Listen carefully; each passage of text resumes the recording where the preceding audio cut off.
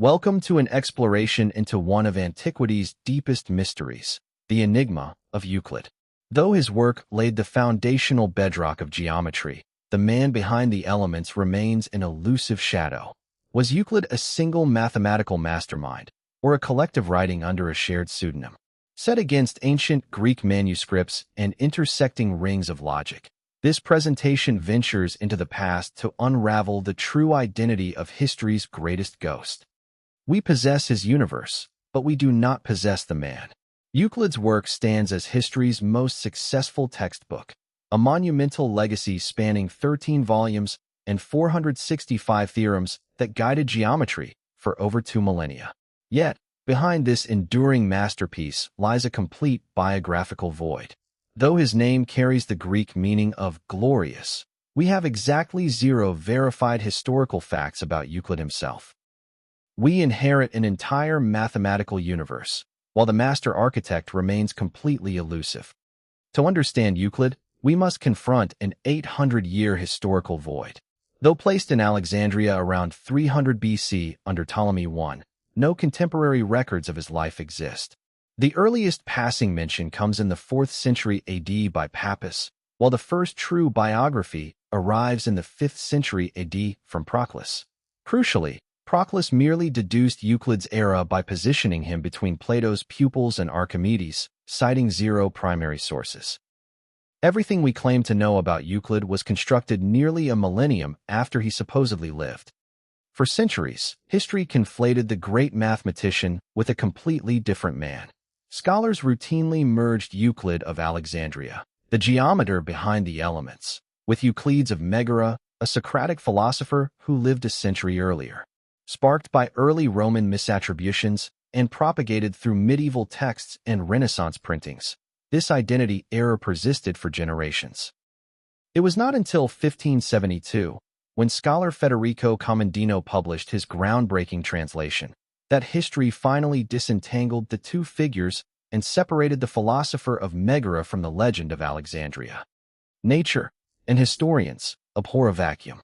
To fill the complete void of Euclid's life, medieval Arabic scholars crafted detailed, yet entirely fictitious, biographies. These colorful accounts assigned him a birthplace in Tyre, a home in Damascus, and named lineage like Naucrates and Berenicus, seeking to anchor the great geometer within the Arab world. While these narratives reflect a profound cultural reverence for his mathematical legacy, they carry no true historical weight. History's attempt to give Euclid a personal story ultimately collapses into myth. When analyzing texts attributed to Euclid, scholars uncover 3 distinct mathematical voices. Works like Optics suffer from crude proofs and logical defects, while Data offers competent, polished applied mathematics. Above all stands the Elements, a masterpiece of flawless axiomatic rigor. This jarring spectrum, from flawed visual reasoning to unmatched genius, frames the Euclidean question. How could a single architect produce such wildly inconsistent standards of proof? These stark textual clues strongly suggest that the Euclidean corpus is not the work of one mind, but many. Who, or what, was Euclid? Once we strip away centuries of conflation with Megara, set aside medieval Arab fabrications, and confront glaring textual inconsistencies, the traditional image of a single author dissolves. We are left with the ultimate central mystery, the Euclidean question. To resolve it, modern historiography presents 3 dominant hypotheses regarding who, or what group, actually authored history's most influential textbook. To resolve the Euclidean question, 3 distinct paradigms emerge. First, the historical sage frames Euclid as a single genius, though this model struggles to account for dramatic shifts in text quality. Second, the team leader posits a master guiding a collaborative school in Alexandria, a highly plausible structure for ancient scholarship. Third, the collective pseudonym treats Euclid as a committee of scholars, which explains style variations perfectly but lacks ancient precedent. Each theory reshapes how we view history's most famous textbook. To see how a collective can forge a single legend, we look to modern history. In Paris, 1934, brilliant mathematicians including André Weil, Henri Cartan, and Jean Dieudonné invented a fictional genius named Nicolas Bourbaki. Operating under this shared pseudonym, the group set out to rebuild modern mathematics from scratch, producing the rigorously axiomatic, multi-volume Elements de Mathématiques. Just as Bourbaki unified a team's work under one legendary name in Paris, a similar collaborative effort in Alexandria may have created the monument we call Euclid. Could the elements be the product of a Hellenistic committee? Imagine the cycle: a draft assigned, fierce debate, a demand for unanimous agreement, and ultimate publication under a shared pseudonym. Through relentless peer review, a collective crafts a single, flawless voice. Ironically, while Bourbaki co-founder Jean Dieudonné famously declared, "Down with Euclid," his group's collaborative process perfectly mirrored the Euclidean endeavor, stripping mathematics down to its absolute axiomatic foundations. Consider the case for a Hellenistic Bourbaki. Proposed by French mathematician Jean Attard, Euclid may have been the collective name for a school rather than a single individual.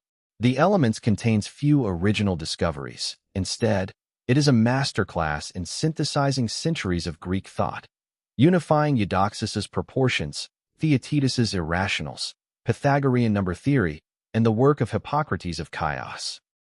This grand codification perfectly aligns with the mandate of royal scholars at the Library of Alexandria, to gather, structure, and preserve human knowledge into one unified monument.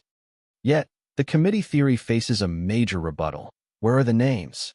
Unlike Bourbaki's well-known members, ancient history records no individual scholars behind a Euclid committee.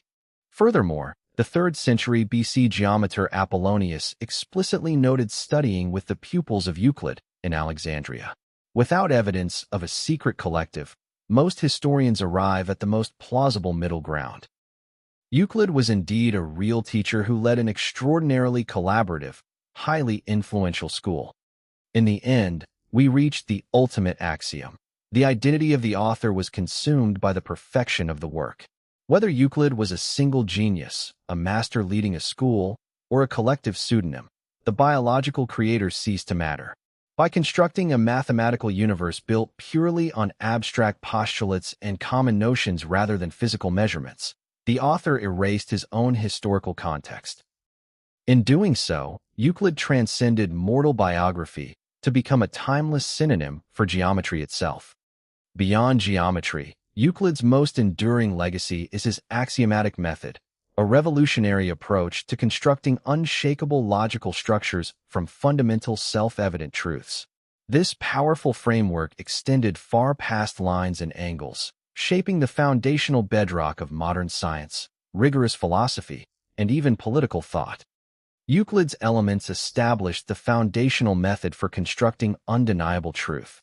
The process begins with basic building blocks, self-evident definitions, and common notions, combined with 5 undisputed operational postulates.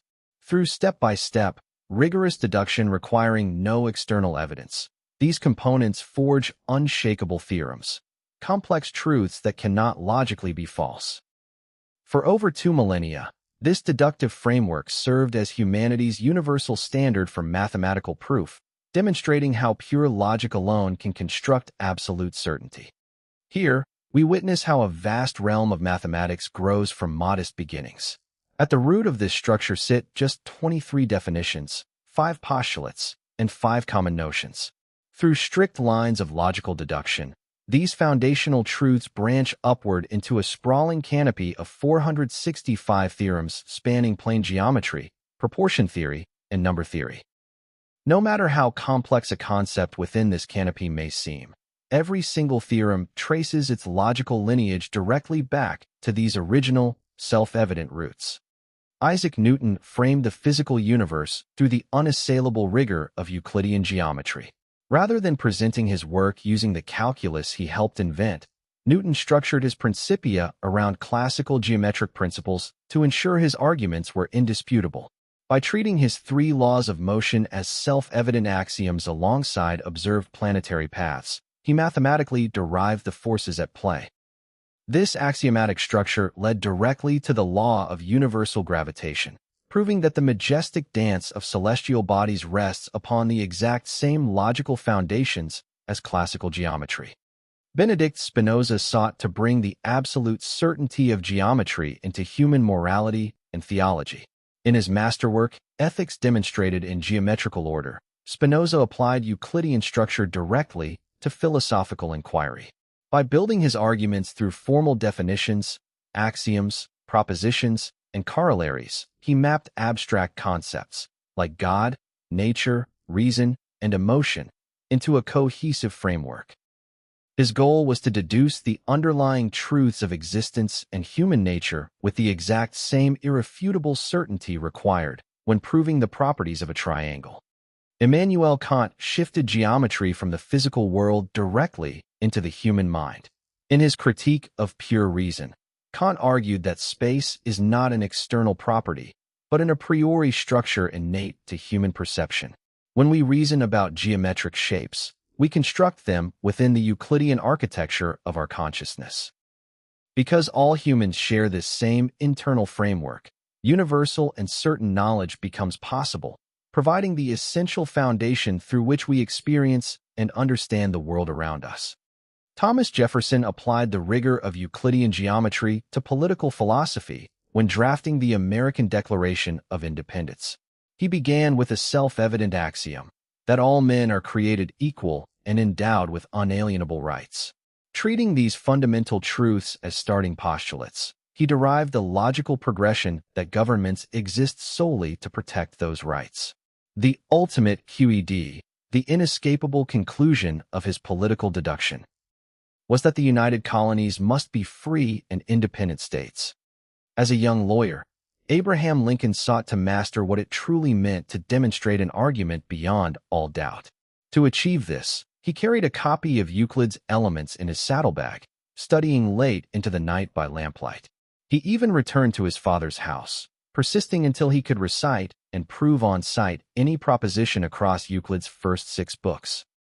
This intense commitment to mathematical precision gave Lincoln the rigorous deductive framework that ultimately defined his legal and political career. For 2 millennia, a single flaw fractured the perfect diamond of Euclidean geometry, the 5th postulate. Unervingly complex compared to its simple predecessors, mathematicians suspected the parallel postulate was not a self-evident truth, but a theorem desperately awaiting proof. Yet attempting to remove or alter it unlocked an unthinkable alternative. Dropping the postulate shattered the illusion of a single, absolute geometry, opening the doorway to non-Euclidean realms where parallel lines can bend, converge, or diverge. Albert Einstein began his journey with a boyhood reverence for his holy little geometry book, rooted in rigid Euclidean truths. Yet his general theory of relativity shattered that flat reality. Einstein revealed that mass fundamentally curves space itself, forcing light rays along bent paths through gravitational fields. In this warped cosmic fabric, the angles of a cosmic triangle no longer add up to 180 degrees, proving once and for all that our physical universe is definitively non-Euclidean. Across radically different fields, human thought has relied on a single geometric framework. By anchoring complex arguments in self-evident axioms, history's great thinkers deduced monumental truths. In physics, Isaac Newton derived universal gravitation from basic laws of motion. In philosophy, Benedict Spinoza constructed the architecture of ethics from definitions of God and nature. And in politics, Thomas Jefferson derived national independence from human equality. Across diverse domains, Euclid's structural architecture provided the ultimate blueprint for establishing profound truth. We no longer live in a universe bound by flat, rigid Euclidean space. Yet, even as Einstein revealed a non-Euclidean reality, he relied on Euclid's precise, step-by-step logical deduction to convince the world he was right. Herein lies Euclid's ultimate legacy. His greatest invention was not merely the geometry of shapes, but the geometry of rigorous thought itself. While the content of our foundational axioms continuously evolves, the underlying architecture of human truth remains eternally Euclidean. When Ptolemy I Soter sought a shortcut to master the elements, Euclid delivered his legendary declaration, "There is no royal road to geometry." Though ancient manuscripts crumble and the historical record vanishes into dust, Euclid's uncompromising architecture remains indestructible, a timeless testament to the relentless rigor required to uncover fundamental